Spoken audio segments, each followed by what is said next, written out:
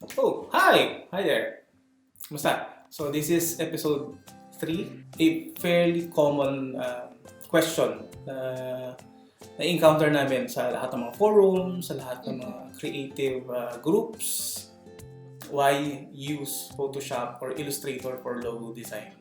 So yung big three debate kasi madalas is pag marunong ka na kasi mag-Photoshop, iniisip ng iba na parang lahat ng creative work is for each software that is developed, meron kasi silang specialization. So, for example, isipin mo, of course you can lay out a magazine in Photoshop if you really want to go with the neat and grit part of it. Pero isipin mo, pag sa InDesign mo ginawa yung halimbawa isang magazine layout, sobrang automated yung page number, automated yung may mga tinatawag na page masters sa InDesign na naka-templated na yung pages mo. So, yun yung mga bagay na wala sa Photoshop. So, see the specialization there. So, ngayon, yung question natin for this episode is, bakit nga ba kailangan Illustrator yung gamitin mo for logos? Kasi, logos or vector work, or illustrations. Okay. Yes. Ako lagi kong sinasabi yan pag nag-reply ako sa mga questions. Yung hammer, yung tinitreat mo palagi yung lahat ng bagay as a nail, which is hindi siya maganda. For example, pag nakita ka ng screw, Photoshop is a hammer. So parang inisip mo, may hammer ako. Yung screw, pwede kong ibaon gamit hammer, which is hindi. Diba? So, magagamit tayo ng screwdriver, which is, for example, Illustrator for creating that. Sinasabi nila, kaya namang gawin sa Photoshop. Kaya mong gawin, pero it's not efficient. You work hard versus you work smart. Ano nga ba yung core of a logo design? Kasi in the first place, the core of a logo is it needs to be placed in all sorts of collateral. So, isipin mo from sobrang liit na pencil. Business card. Yeah, business card. Sa mga souvenir items. Yes. To a billboard. Yes, sa buong building, ganyan. So, isipin mo, your logo needs to be flexible, to be resizable into the smallest or big as it can be. And the answer to that is to work in vector. Illustrator is a vector program. Hindi naman sa sasabihin natin puro Illustrator lang. Pwede nyo gawin sa kahit anong vector program yan. Yeah, Basta kahit Corel, ganun. As long it's a vector application program. Yung logo kasi, usually isusupply mo yan sa client. Ito, tip ulit sa business. Include sa contract, kasama na yung EPS and working files nyo when you give to client. And that means you can charge higher pag binigay nyo yung working files nyo.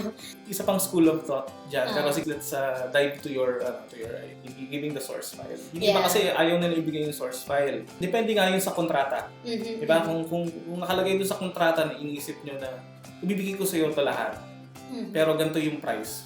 Or, hindi ko bibigay sa iyo to pero meron akong certain conditions na kapag gusto mong ipa-edit yan, ganito yung charging ko. Pwede naman. Kung nasa pag-uusap nyo na lang ng kliyente. Yeah, nasa diskarte talaga. Parang yung usually kasi yung mga printers ng billboards, tarpaulins, they prefer na yung logo is EPS files. Kasi sa kanila rin babalik yung mga kliyente na bakit sabog yung pagka-print ng tarpaulin ko, ganyan. So, kaya kailangan talaga, naka-vector format yung logos. Yeah, so, I'm just going to put my geek hat. Ano nga ba yung EPS? Encapsulated Postscript. So, ibig sabihin it's a vector file on which, actually, it's a legacy file ng Illustrator file, yung EPS. So, if you're familiar with the Postscript era, bago pa nagkaroon ng PDF, sige, tito moment. Okay, so, pwede pa rin siyang i-open sa vector program, yung EPS. Pero guys, fun fact ha, huwag kayong maglagay ng PNG sa AI tapos save as EPS ha. Hindi pa rin vector file yun, guys. Kasi may mga nakikita ako na ganun parang akala nila cheat code yun. Pero no, it's not professional to do that. Yung ginagawa naman sa Photoshop is hindi talaga real vector. It's interpolated.